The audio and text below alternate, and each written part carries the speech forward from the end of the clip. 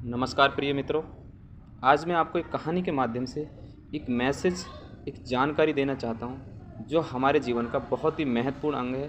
क्योंकि हम कुछ रूढ़िवादी सिद्धांतों में आकर के कुछ वेद शास्त्रों के सिद्धांतों को गलत तरीके से समझ लेते हैं और उनका जो परिणाम है, दुष्परिणाम है, वो हमारे समाज को भुगतना पड़ सकता है।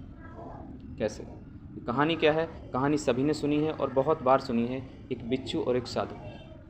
एक साधु होता है, नदी किनारे जब बैठा है तो उसको एक बिच्छू दिखाई दिया, तो वो बिच्छू को निकालने का प्रयास करता है।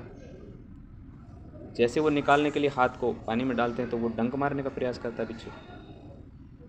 साधु फिर से प्रयास करता है कि इसको निकाला जाए, क्योंकि साधु के अंदर दया है, करुणा है, तो वो उसकी जान बचाने के लिए फिर से हाथ डालता है।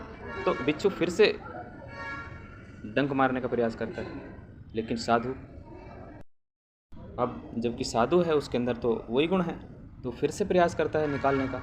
जैसे ही हाथ डाला तो बिच्छू ने उसको डंक मार दिया।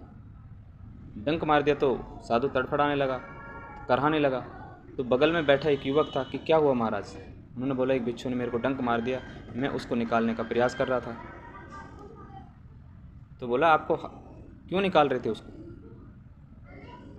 तो शिवा ने बोला कि आप उसको क्यों निकाल रहे थे? साधु ने कहा कि बेटे, वो बिच्छू होकर के अपना स्वभाव नहीं छोड़ रहा था, जो उसका डंक मारने का स्वभाव है, लेकिन मैं साधु होकर के कैसा अपना परमार्थ वाला कार्य छोड़ सकता था? मैं अपना स्वभाव कैसे छोड़ सकता था? तो उस युवक ने हंसते हुए बोला, महाराज, ये बुद्धि हमें किस लिए दी है?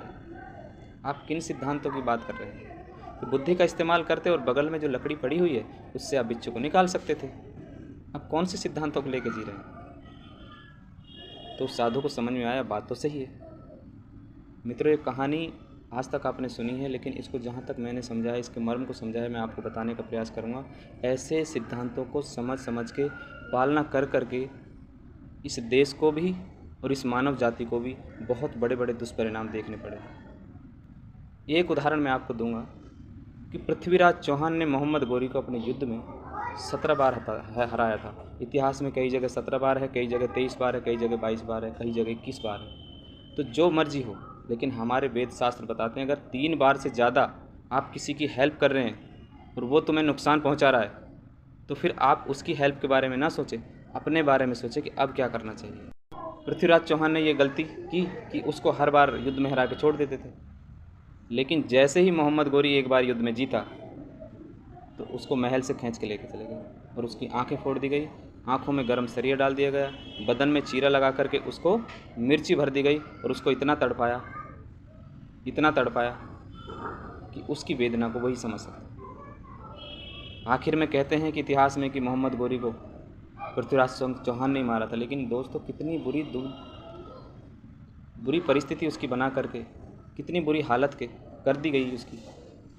इससे समझो कि ये सिर्फ क्या कारण था? ये बुद्धि का सही इस्तेमाल, विवेक का सही इस्तेमाल ना करने के कारण था। ये उन सिद्धांतों को गलत तरीके से समझ लिया। एक राजा होकर के, हम साधु को कह सकते हैं चलो उतना उसके पास ज्ञान नहीं होगा, लेकिन एक राजा ने प्रजा के संचालन के लिए कितना दिमाग लगाया होगा, बहुत सारे युद्ध उसने किए हैं, लेकिन एक गलत सिद्धांत को जीवन में उतार लिया। सिद्धांत कभी गलत नहीं होते, लेकिन व्यक्ति अपनी बुद्धि का इस्तेमाल नहीं करता और बस अपना लेता जीवन। तो मित्रों, जीवन में सिद्धांतों को बुद्धि के हिसाब से समझिए और उनको अपनाइए और उनका दुष्परिणाम समाज को ना भुगतना पड़े। एक व्यक्तिगत गलत सिद्धांत आपका बन गया है और उसका दुष्परिणाम पूरे समाज को भुगतना पड़े। और ऐसे बहुत से नेता हुए हैं देश में, मैं उनका नाम नहीं लूँगा, कि जिन्होंने अपने गलत सिद्धांतों के कारण देश को बर्बाद कर दिया और देश को गुलामी की जंजीरों में उलझा दिया बड़े लंबे समय तक। किस वजह से? सिर्फ अपने सिद्धांत को सही करने के लिए। आप भली भांति समझते हैं। तो इस कहानी में आपको कुछ समझ में आया होगा, मुझे पूरी उम्मीद है। अपने जीवन में भी अपनी बुद्धि और विवेक का इस्तेमाल ज़रूर करें। सिद्धांतों को गलत तरीके से अपने हिसाब से थोपे नहीं। इसमें इतना ही। बहुत बहुत धन्यवाद।